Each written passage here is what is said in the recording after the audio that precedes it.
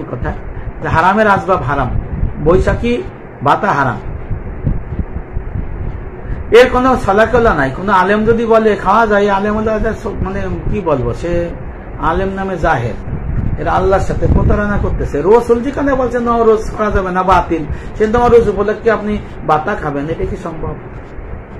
বলেন আপনারা।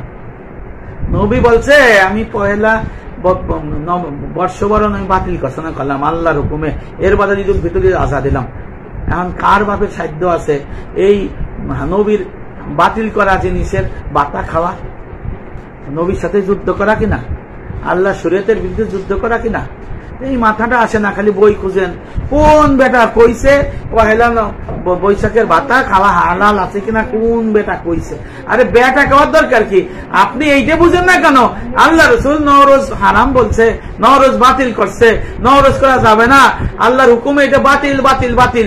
এই নওরোজ উপলক্ষে খানা পিনা করা যাবে না, এই নওরোজ উপলক্ষে শুভেচ্ছা দেওয়া যাবে না, এই নবরোজ উপলক্ষে আদান প্রদান করা যাবে না, গিফট দেওয়া যাবে না, ভালো খানা রান্না করে খাওয়া যাবে না, এই গান বাজনা করা যাবে না, এই নওরোজ উপলক্ষে জামা কাপড় নতুন কিনা বেচা যাবে না, আবার আপনি পড়তেও পারবেন না।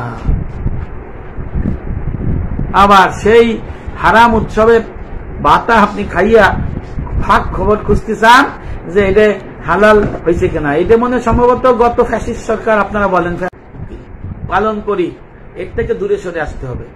কেন আপনারা বুঝতেছেন না? যদি কোনো পীর সাহেব বৈশাখী ভাতা খায়, সে পীর থাকবে না। যদি কোনো পীর সাহেব আলেম সাহেব বৈশাখী ভাতা খায়, সে আলেম থাকবে না।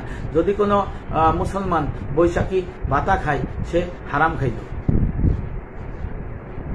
এই মাসলা পরিবর্তন ভুয়া বাউতামি করে করা যাবে?